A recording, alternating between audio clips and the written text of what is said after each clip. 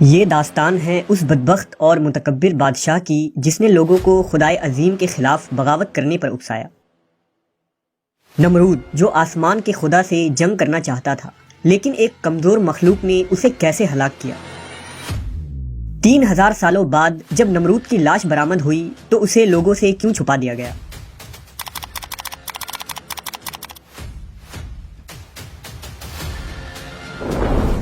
طوفان نوح کے بعد بابل، نینوا، سنار اور اس کے آس پاس کے علاقوں میں انسانی آبادی پھیلنی شروع ہوئی۔ ان علاقوں پر حام بن نوح کی اولادوں میں ایک شخص پیدا ہوا جس کا نام کوش تھا۔ اس کی ایک اولاد ہوئی جسے تاریخ میں نمرود بادشاہ کے نام سے جانا جاتا ہے۔ نمرود ایک طاقتور، متکبر، جابر اور بت پرست حکمراں تھا۔ کہتے ہیں کہ سر پر تاج تاریخ میں سب سے پہلے نمرود نے ہی پہنا تھا۔ یہ بزور طاقت رعایا سے اپنی پرستش کرواتا تھا۔ نمرود کا زمانہ 3000 قبل مسیح کے آس پاس کا ہے۔ نمرود دنیا کی سب سے قدیم ترین تہذیب یعنی اسیریا یا سومیری تہذیب کا سب سے پہلا بادشاہ قرار دیا جاتا ہے۔ بعض مورخین نے لکھا کہ نمرود نے کافی لمبی عمر پائی تھی۔ وہ 400 سالوں تک حکومت کرتا رہا۔ تاریخ میں نمرود کے متعلق بہت زیادہ معلومات نہیں ملتی ہے، لیکن ہر زمانے میں محققین نے نمرود کو تاریخ کے مختلف بادشاہوں کے ساتھ جوڑا ہے۔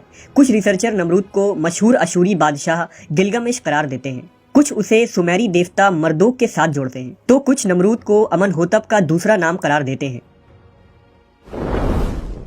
دراصل لفظ نمرود کے معنی ہیں باغی یا بغاوت کرنے والا۔ چونکہ نمرود نے خداوند سے بغاوت کی اور لوگوں کو بھی بغاوت کرنے پر اکسایا، اس لیے اسے نمرود کہا جاتا ہے۔ اسلامی روایتوں کے مطابق نمرود بابل کا بادشاہ تھا جو خدائی کا دعوے دار تھا۔ اسی زمانے میں اللہ نے حضرت ابراہیم علیہ السلام کو مبعوث فرمایا۔ آپ کا مسکن شہر بابل کے قریب ار کا علاقہ تھا۔ جب اللہ نے آپ کو نبوت سے سرفراز کیا اور اپنا رسول منتخب کر لیا تو حضرت ابراہیم نے بابل کے لوگوں کو ایک اللہ کی عبادت کی طرف بلایا اور بت پرستی کے خلاف کھلے عام تقریریں کی، یہاں تک کہ ایک دن آپ نے بابل کے سب سے بڑے مندر میں رکھے تمام بتوں کو توڑ دیا۔ لہذا نمرود نے حضرت ابراہیم علیہ السلام کو اپنے دربار میں طلب کیا۔ نمرود نے حضرت ابراہیم سے کہا کہ اے ابراہیم، بتاؤ تمہارا رب کون ہے جس کی عبادت کی تم لوگوں کو دعوت دے رہے ہو؟ آپ نے جواب دیا، اے نمرود، میرا رب وہی ہے جو لوگوں کو جلاتا اور مارتا ہے۔ اس پر نمرود نے کہا، یہ تو میں بھی کر سکتا ہوں۔ پھر نمرود نے بطور سزا حضرت ابراہیم کو آگ میں ڈالنے کا حکم دیا۔ لہذا بابلی لوگوں نے ایک مقام پر بہت بڑا الاؤ روشن کیا۔ کئی روز تک آگ کو دہکایا گیا، یہاں تک کہ آگ کی تپش سے ارد گرد میں موجود چیزیں خاکستر ہو گئیں۔ آس پاس کے درخت جھلس کر کوئلہ بن گئے۔ پھر نمرود کے حکم سے حضرت ابراہیم کو آسمان سے باتیں کرتے ہوئے ان شعلوں میں پھینک دیا گیا، لیکن خالق کائنات کے حکم سے آگ ٹھنڈی ہو کر گلزار بن گئی اور حضرت ابراہیم صحیح و سلامت باہر آ گئے۔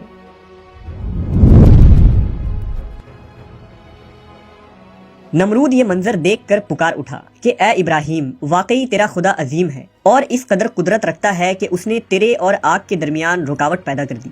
میں اس کی قدرت اور عظمت کی وجہ سے اس کے لیے قربانی کروں گا۔ پھر نمرود نے 4000 قربانیاں تیار کرنے کا حکم دیا، لیکن حضرت ابراہیم نے اس سے کہا کہ تیری کوئی بھی قربانی یا کار خیر قبول نہ کی جائے گی جب تک کہ تو پہلے اس خدا پر ایمان نہ لے آئے۔ نمرود نے جواب دیا، اس صورت میں تو میری حکومت ختم ہو جائے گی اور میں یہ بات گوارا نہیں کر سکتا۔ بہرحال وہاں موجود کچھ عقل مند اور بیدار دل لوگ اللہ پر ایمان لے آئے۔ نمرود نے حضرت ابراہیم کو رہا کر دیا اور آپ شام کی طرف ہجرت کر گئے۔ پھر نمرود نے خدا کی تلاش اور آسمان کے خدا سے لڑنے کے لیے ایک بلند و بالا مینار کی تعمیر کروائی جو مینار بابل کے نام سے مشہور ہوا۔ کہتے ہیں کہ اس مینار پر چڑھ کر نمرود آسمان کے خدا کو للکارتا، اور جب آسمان سے کوئی جواب نہ آتا تو وہ غرور و تکبر سے ہنستا اور لوگ اس کے آگے سجدہ کیا کرتے۔ آخر کار ایک دن ایک فرشتہ انسانی شکل میں اس کے دربار میں آیا اور اسے یکتا پرستی کی دعوت دیتے ہوئے اس سے کہا کہ اے نمرود، اس خدا سے ڈرو اور اس کی نافرمانی سے بچو، کیونکہ خدا کی قدرت اور طاقت تم اور تمہاری فوج سے کئی زیادہ ہے۔ اگر وہ چاہے تو تمہیں اپنی سب سے کمزور مخلوق کے ذریعہ ہلاک کر دے گا۔ اس موقع پر نمرود نے خدا سے مقابلے کا تقاضا کیا، لہذا فرشتے نے اسے اپنا لشکر جمع کرنے کے لیے 3 دن کی مہلت دے دی۔ 3 دن کے بعد خدا کے حکم سے مچھروں کی فوج نے نمرود کے سپاہیوں پر حملہ کر دیا، جس کے نتیجے میں اس کی ساری فوج فرار ہو گئی۔ اللہ رب العزت نے ایک مچھر کو نمرود پر مسلط کر دیا جو ناک کے راستے نمرود کے دماغ میں داخل ہو گیا۔ نمرود درد کی شدت سے بے چین ہو گیا، جب وہ اپنے ہاتھ سے اپنے سر پر مارتا تو مچھر کچھ دیر کے لیے بیٹھ جاتا، یوں اسے بھی آرام ملتا۔ کہتے ہیں کہ جو شخص بھی نمرود کے دربار میں آتا تو نمرود اسے اپنے ہاتھ کا بوسہ دینے کے بجائے اس کے سر پر جوتے کے کئی وار رسید کرنے کو کہتا۔ نمرود کی یہ حالت 40 سال تک رہی اور آخرکار نمرود ذلیل و خوار ہو کر ہلاک ہو گیا۔ قدیم سمیری کتابوں اور یاسر کے صحیفے کے مطابق نمرود کی بیوی کا نام سمیرمس تھا۔ سمیرمس سے نمرود کا ایک بیٹا بھی تھا جس کا نام تاموز تھا۔ یہ لوگ شیطانی قوتوں کے زیر اثر تھے جنہیں کتابوں میں ناپاک تثلیث کہا گیا ہے۔ انہیں دیوتاؤں کے طور پر بابل اور سمیری لوگ پوجتے تھے۔ آج بھی دنیا میں مدر چائلڈ ورشپ موجود ہے جس میں مختلف شکلوں کی عورتوں اور اس کے بچوں کی پرستش کی جاتی ہے۔ سمیرمس نے نمرود کے مرنے کے بعد یہ دعویٰ کیا تھا کہ تاموز نمرود کا دوسرا جنم ہے۔ سمیرمس لوسیفر یا ابلیس کی طرف سے بھیجی گئی ایک بدروح تھی۔ دراصل جب ابلیس کو خدا کے دربار سے باہر نکال دیا گیا تو اس نے زمین پر شیطان اور جنوں کی ایک عظیم فوج بنائی جو پہاڑوں، سمندروں اور جزیروں میں رہ کر اس کے اشارے پر کام کیا کرتے ہیں۔ ابلیس کے انہی چیلوں میں مادہ جنی، شیاطین اور خبیث بھی ہوتی ہیں جنہیں بابلی اور اشوری لوگ ابسون کہا کرتے تھے۔ طوفان نوح کے بعد ان مادہ ابسون نے انسانوں کے ساتھ رابطہ کیا اور ان سے تعلق بنائے۔ سمیرمس بھی ایک ابسون تھی جسے لوسیفر نے نمرود کی طرف بھیجا تھا۔ محققین کا یہ کہنا ہے کہ نمرود جس مینار بابل کی تعمیر کر رہا تھا اس کے پیچھے بھی سمیرمس ہی تھی جو اسے تمام کاموں کی ہدایت دیتی تھی۔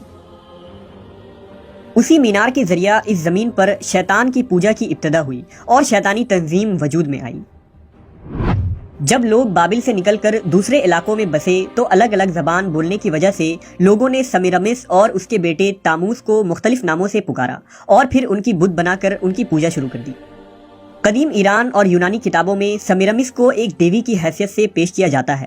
اس کے علاوہ اسلام کی آمد سے قبل مشرکین مکہ حبل نامی ایک بت کی پوجا کیا کرتے تھے جو کعبے میں رکھا تھا۔ یہ حبل تاموز ہی تھا، جبکہ مختلف اہل علم سمیرمس کو قدیم بھارت کی دیویوں سے بھی جوڑتے ہیں۔ نمرود ہی اس سرزمین پر سب سے پہلی حنوط شدہ لاش تھی جس کا ممی بنایا گیا تھا۔ دراصل سمیرمس نے لوگوں کو یہ عقیدہ پڑھایا تھا کہ نمرود دوبارہ جی کر اٹھے گا اور وہ ایک دن واپس آئے گا۔ دنیا کی پہلی ممی نمرود ہی تھا جس کی ممی ہزاروں سال تک دنیا سے روپوش رہی۔ 20ویں صدی کے شروع میں پوری فری میشنری آثار قدیمہ کے نام پر پورے مصر کا ریگستان چھان بیٹھی تھی مگر اسے تلاش کرنے میں ناکام رہی۔